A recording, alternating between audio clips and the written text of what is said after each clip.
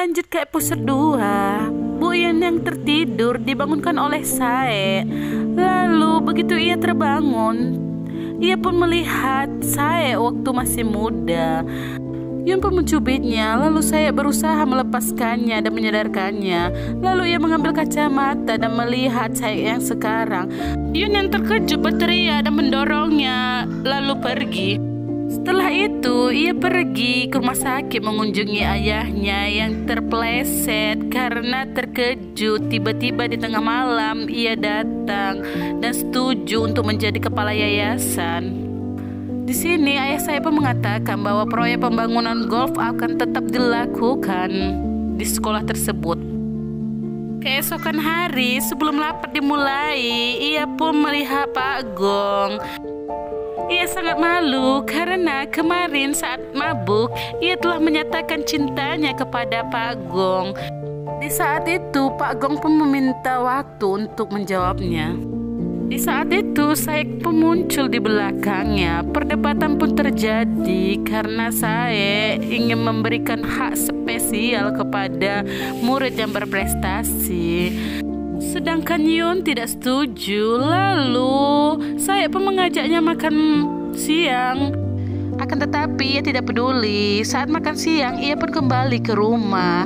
Ia ingin memeluk kakeknya. Ternyata yang ia peluk ialah Sae karena kakeknya telah menyiram Sae dengan air sehingga ia basah dan ia memakai baju kakeknya. Ternyata saya mendatangi rumah Yun karena tahu Yun akan lari pulang ke rumah saat makan siang. Sedangkan saat itu kakek sedang menyiram bunga dan tidak sengaja menyiram Sae. Walaupun keluarga mereka tidak akur, tetapi kakek berusaha menerimanya karena ia melihat Sae berbeda dengan ayahnya. Sang kakek pun berkata ia tidak akan diam jika ayahnya akan menghancurkan kota. Sedangkan saya hanya menjawab, keputusan belum dibuat karena ia baru menjabat sebagai kepala yayasan.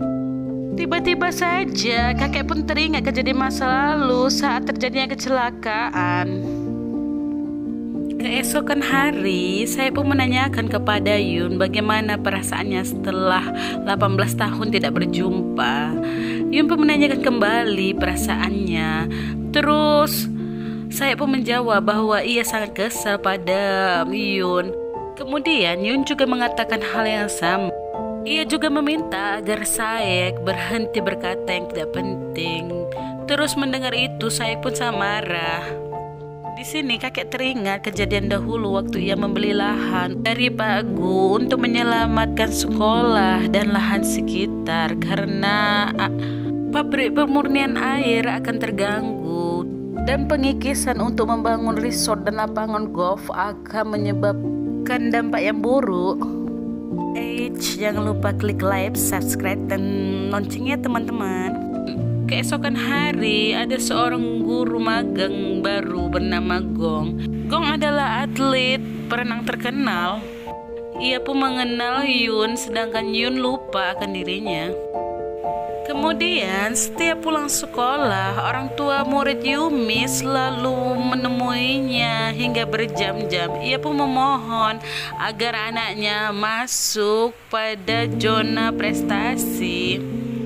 Di sisi lain, saya pun menunggunya hingga larut malam. Terus ia pun mengikutinya dari belakang. Akan tetapi Bu Yun yang sedang kesal ingin meminum alkohol. Terus ia pun berbalik ke belakang karena takut ketahuan. Ia mengikuti Yun. Saya segera berlari. Lalu Bu Yun pun melarang agar saya ikut dalam acara klub tersebut. Akan tetapi saya tetap datang. Terus salah seorang guru bertanya apakah mereka setuju dengan pacaran sesama rekan kerja. Lalu Bu Yun pun berkata ia bersedia berpacaran dengan rekan kerja asal orang tersebut itu baik. Terus temannya pun bertanya, apakah orang baik seperti Pak Hong ataukah pemimpin saya yang tampan? Karena kesal ia pun keluar. Kemudian Pak Hong pun mengikutinya. Di sini Pak Hong pun menolak cintanya. Kebetulan di sana ada Sae. Ia mendengar semuanya. Saat Bu Yun ingin berjalan, ia pun terkejut. Ia pun jatuh ke dalam tong, lalu ia memanggil nama Bu Yun untuk meminta pertolongan. Tetapi Yun pun malah marah karena berpikir ia sengaja menguping pembicaraannya agar dapat menertawakan kehidupannya.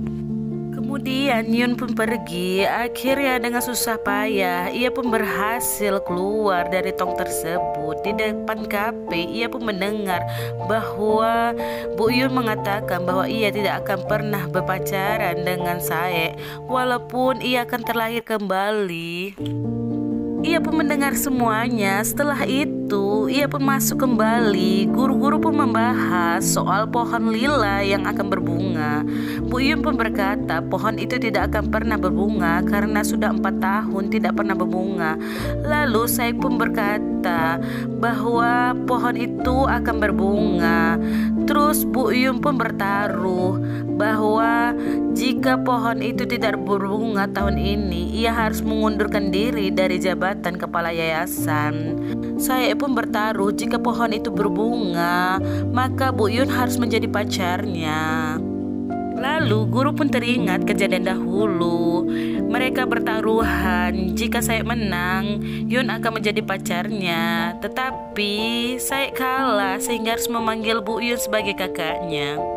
Lalu ia pun teringat kejadian dahulu waktu ia menyatakan cintanya kepada Bu Yun. Ia pun meminta agar mereka berpacaran. Ia pun mengungkapkan semua hal ini ia lakukan bukan untuk membuatnya kesal, tetapi karena ia benar-benar menyukainya. Ia selalu memikirkannya. Akhirnya mereka berdua pun setuju dengan taruhan tersebut.